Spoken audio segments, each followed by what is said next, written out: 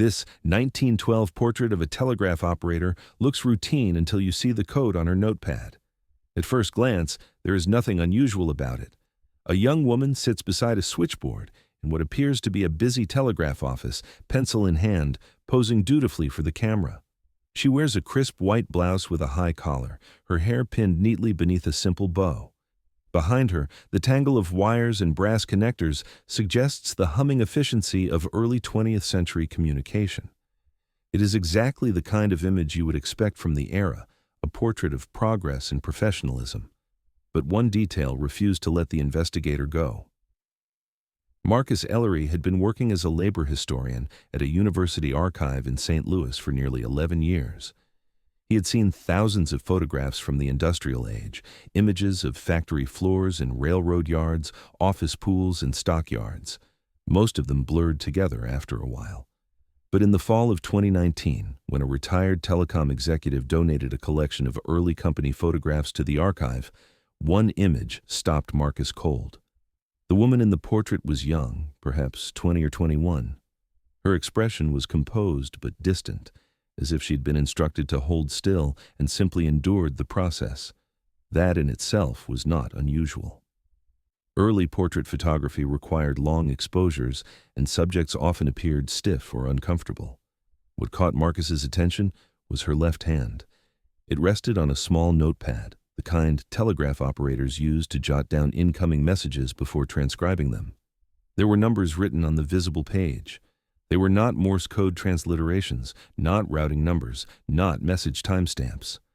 Marcus had studied enough railroad telegraphy to recognize the standard formats. These numbers followed a different pattern entirely. He leaned closer to the scan on his monitor, adjusting the contrast. The sequence read 7, 19, 12, 43. It looked like an intake number, the kind of number you would find in a prison ledger. Marcus sat back in his chair. He had spent his career studying labor exploitation in the Gilded Age and Progressive Era, the ways corporations bent laws and bodies to extract profit. He knew the official story of the telegraph industry, how it opened doors for women seeking respectable clerical work, how it was celebrated as a pathway to independence. But he also knew that official stories were often the ones that hid the most. He pulled out the original print from its archival sleeve, handling it by the edges. The photograph was mounted on thick cardboard backing, the kind commercial studios used for presentation pieces. On the reverse, someone had stamped a studio name and address: Kendrick & Lowe, Commercial Photography, Union Station Annex, St. Louis. Beneath that, in faded pencil, someone had written a single word: apprentice. Marcus had seen that word before, in context that had nothing to do with learning a trade. He set the photograph on his light table and reached for his magnifying loupe. Under magnification, the numbers on the notepad became sharper. There was a second line beneath the first, partially obscured by the woman's thumb. It looked like a date, followed by what might have been initials. He could not be certain. But he was certain of one thing. This was not just a portrait of progress. Something in this image was wrong.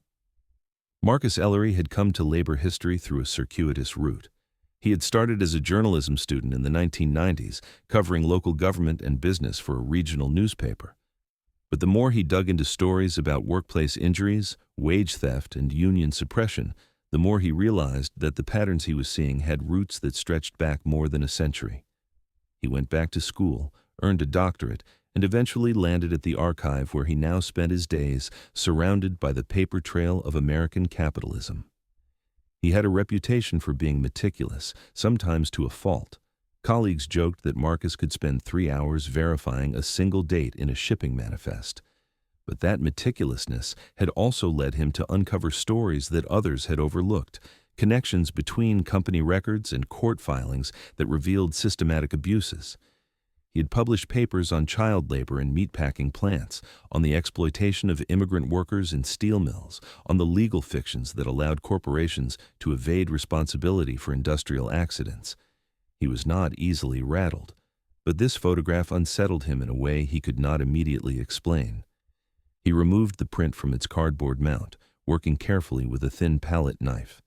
Behind the backing, he found a second piece of paper, folded into quarters. It was a receipt, dated March 1912, from the Missouri Pacific Railroad Company. The receipt was for clerical apprenticeship services, billed to a subcontractor called the Warden Employment Bureau. Marcus stared at the name for a long moment. He had never heard of the Warden Employment Bureau, but the word warden was not typically associated with employment agencies. It was associated with prisons. He photographed the receipt, the photograph, and the studio stamp, then opened his laptop and began searching. Kendrick and Lowe had been a real studio, he discovered, operating out of Union Station from 1908 to 1921. They specialized in commercial and industrial photography, producing images for railroad companies, manufacturing firms, and trade publications. The photographer behind most of their work, a man named Harold Kendrick, had a modest reputation in his day, but was largely forgotten now. Marcus found a brief obituary from 1934 that described him as a chronicler of Missouri commerce. The Warden Employment Bureau was harder to trace.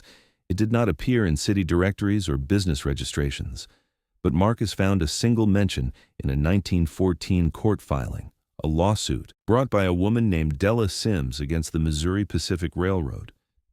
The filing alleged that Sims had been forced to work as a telegraph operator without pay, under conditions amounting to involuntary servitude.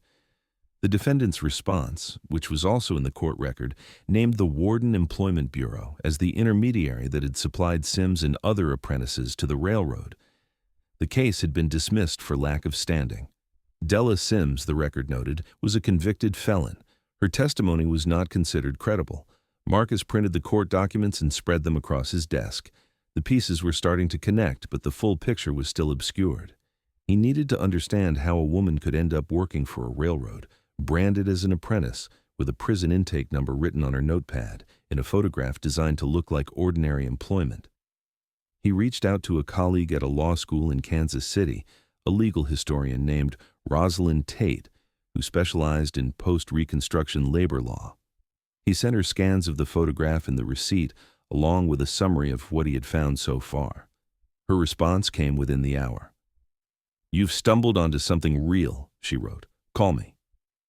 Over the phone, Rosalind explained the context that Marcus had been missing. In the early 20th century, Missouri, like many states, had laws allowing the use of convict labor by private companies. Most of this labor was performed by men in chain gangs or prison factories, but there was a lesser-known parallel system for women. Women convicted of minor offenses, vagrancy, petty theft, public drunkenness, sometimes prostitution, could be sentenced to terms of correctional labor rather than formal incarceration. They were assigned to private employers who agreed to provide housing, supervision, and training in exchange for their work. On paper, it was a rehabilitative program, a way to teach wayward women useful skills and reintegrate them into respectable society. In practice, Rosalind said, it was often indistinguishable from slavery. The women were not paid. They could not leave their assigned workplaces without permission. They were housed in dormitories or boarding houses run by their employers, sometimes locked in at night. If they tried to escape, they could be returned to custody and have their sentences extended. And because they were legally classified as apprentices rather than prisoners, their labor did not appear in official convict labor statistics. It was invisible. The railroads loved this system, Rosalind said. Telegraph operators were in high demand, and the work was dangerous. You had to handle live electrical equipment, work long hours in isolated stations, sometimes overnight. Regular employees demanded better pay and safer conditions. But these women had no leverage. They couldn't complain, couldn't organize, couldn't quit. Marcus asked how widespread the practice had been. Rosalind hesitated. "That's the thing," she said. "We don't really know. The records are scattered. A lot of them were destroyed. Some were probably never created in the first place, because the whole point was to make it look like normal employment. The companies produced photographs, annual reports, promotional materials, all showing these women as happy workers. But behind the scenes, they were being processed through the criminal justice system and shipped out to whoever needed cheap labor." She paused. "If you can trace the woman in that photograph, you might be able to document something that's been deliberately erased.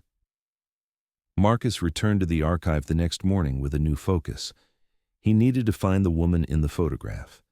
The intake number on her notepad, 7-19-12-043, suggested she had been processed in July 1912. If that was correct, there might be records in the Missouri State Prison System or in the files of the St. Louis City Jail. He started with the state archives, requesting access to prison intake logs from 1912. The records were incomplete, many having been lost to floods and fires over the years, but the city jail records were more intact. After 2 weeks of correspondence and a day trip to Jefferson City, Marcus found what he was looking for. Entry 043 in the July 1912 intake log belonged to a woman named Clara Reeves. She was 20 years old at the time of her arrest. The charge was vagrancy, a catch-all offense that could mean almost anything, from homelessness to suspected prostitution to simply being a black woman in a white neighborhood after dark. Clara Reeves was listed as colored. Her sentence was 18 months of correctional labor. The next column listed her assigned employer, Missouri Pacific Railroad Telegraph Division. Marcus felt a chill run down his spine. He was looking at the paper trail that connected a young black woman convicted of nothing more than being poor in the wrong place to unpaid labor in a dangerous industry, all wrapped in the respectable language of apprenticeship. He began searching for more information about Clara Reeves. Census records showed that she had been born in 1892 in a small town outside St. Louis. Her father worked as a porter. Her mother took in laundry. By 1910, Clara was living in the city, listed as a domestic servant in the household of a white family. The 1912 arrest appeared to have happened shortly after she left that position. Marcus could not find any record of what led to the arrest, but he knew that vagrancy charges were often used to criminalize black women who stepped outside the narrow boundaries of approved employment. He found one more document in the city archives, a discharge certificate dated January 1914, 18 months after Clara's intake. It stated that she had completed her term of correctional labor and was released with satisfactory report from employer. There was no further record of her in St. Louis. She seemed to have vanished from the official paper trail. But Marcus was not finished. He reached out to a network of genealogists and community historians who specialized in tracing black families in the Midwest. Within a few weeks, he received a response from a woman named Loretta Simmons, who lived in Chicago. Loretta was Clara Reeves's great-niece. "I grew up hearing stories about Aunt Clara," Loretta told Marcus over the phone. "My grandmother always said she was the bravest woman in the family, but she never talked about what happened in St. Louis, just that Clara had a hard time there, and that she got out as soon as she could." Loretta sent Marcus a box of family papers, letters, and photographs that had been passed down through generations. Among them was a letter from Clara Reeves herself, written in 1938 to a cousin in Memphis. In it, Clara described her time in St. Louis in terms that confirmed everything Marcus had suspected. "They called it an apprenticeship, but there was nothing to learn except how to suffer in silence," Clara wrote. "We worked the night shifts because they did not want regular people to see us. The wires would spark and burn our hands. One girl lost 2 fingers and they sent her back to the jail infirmary, and we never saw her again. When the photographer came, they told us to smile and look grateful. But you can see in my eyes that I was counting the days until I could walk out of there." Marcus read the letter 3 times. Then he sat in his office for a long while, staring at the photograph of Clara Reeves, the young woman with the composed expression and the intake number hidden in plain sight. He now understood what the photograph really showed. It was not a portrait of a telegraph operator. It was a portrait of a prisoner, dressed up to look free. The Missouri Pacific Railroad had used the Warden Employment Bureau as a front to obtain unpaid labor from the criminal justice system. The women who were processed through this system were convicted of petty offenses, stripped of their rights, and forced to work in hazardous conditions without pay. The photographs were part of the cover, evidence that could be shown to investors, regulators, and the public to demonstrate that the company employed respectable female clerks. No one looking at the image would suspect that the woman in the frame was serving a sentence. Marcus contacted Rosalind Tate again, and together they began mapping the scope of the system. Using court records, corporate archives, and newspaper clippings, they identified at least 47 women who had been processed through similar apprenticeship programs in Missouri between 1908 and 1917. Most had been convicted of vagrancy or public morals offenses. Almost all were black or from immigrant communities. A handful had sued for back wages or complained to authorities, but their cases were invariably dismissed. The legal system that had sentenced them was not interested in hearing their grievances. The system had ended quietly in 1918 when a reform-minded governor abolished the correctional labor program as part of a broader overhaul of the state prison system. But the records of what had happened were never compiled, never published, never made part of the official history of Missouri labor. The women who had been exploited were forgotten. Until now. Marcus brought his findings to the director of the university archive, a woman named Patricia Holm, who had run the institution for nearly 2 decades. He laid out the photograph, the documents, and the correspondence with Loretta Simmons. He explained what the image really showed and why it mattered. Patricia listened carefully. Then she sighed. "This is significant research," she said.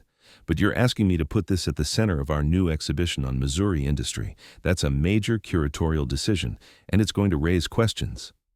"What kind of questions?" The photograph was donated by the Kendrick family. Harold Kendrick's grandson is a major supporter of this archive. If we reframe his ancestors' work as documentation of forced labor, there will be pushback. Marcus had expected this. He had seen it before, the institutional hesitation that accompanied any attempt to tell uncomfortable truths about the past. Donors got nervous, board members worried about controversy. Curators talked about context and nuance, as if those words could soften the edges of exploitation. "The photograph is evidence," Marcus said.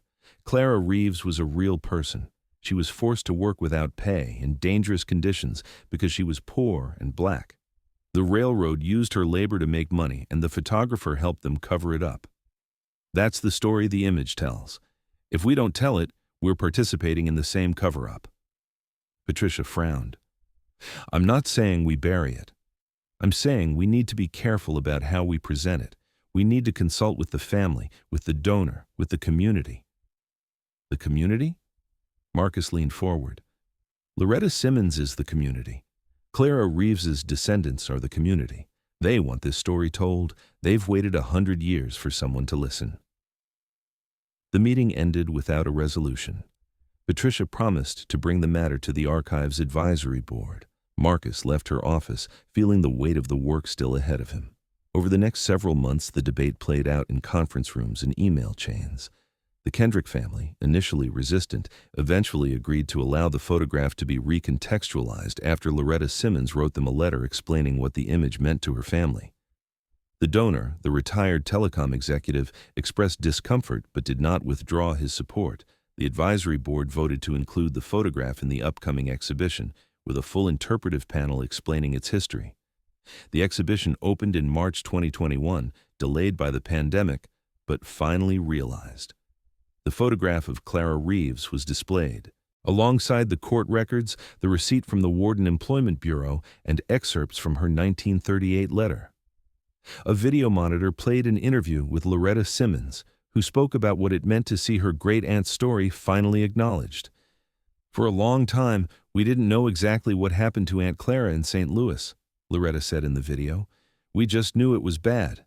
But now we know. And knowing is important. It means she wasn't invisible. It means what they did to her was real, and it was wrong, and people are finally going to understand that." The exhibition drew significant attention. Local newspapers covered it. A national magazine published a feature article. Historians and archivists from other states reached out to Marcus, asking for help identifying similar systems in their own regions. The photograph of Clara Reeves, once a minor item in a donated collection, had become the centerpiece of a larger reckoning with the hidden history of convict labor. But Marcus knew that the story was not finished. Clara Reeves had been one of dozens, perhaps hundreds, of women exploited through the same system. Most of them would never be identified. Their photographs, if they existed at all, were scattered across corporate archives and private collections, waiting to be recognized for what they really showed. And beyond Missouri, the pattern repeated itself in other states, other industries, other eras. The convict labor system that Clara Reeves endured was not an aberration. It was part of a larger structure that used the criminal justice system to supply cheap, disposable workers to American corporations. That structure had evolved over time, taking new forms and new names, but its fundamental logic remained the same: criminalize the poor, exploit their labor, and produce images of progress to hide the exploitation. Marcus thought about all the photographs he had seen over the years, the portraits of factory workers and office clerks, the promotional images that filled corporate archives and history textbooks. He wondered how many of them, like the portrait of Clara Reeves, contained hidden details that told a different story.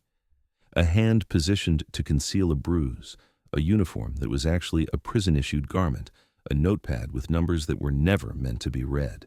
The photographs themselves were evidence if you knew how to look. They were staged to project an image of orderly, willing labor. But the staging was never perfect. Something always slipped through.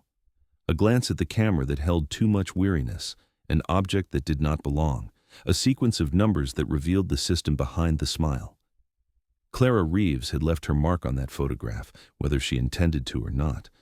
The intake number on her notepad was a message, a record of her presence that outlasted the institution that tried to erase her. 100 years later, someone had finally read it. And now, because of that reading, her story was no longer buried. It was part of the public record, documented and displayed, available to anyone who wanted to understand what the photograph really showed.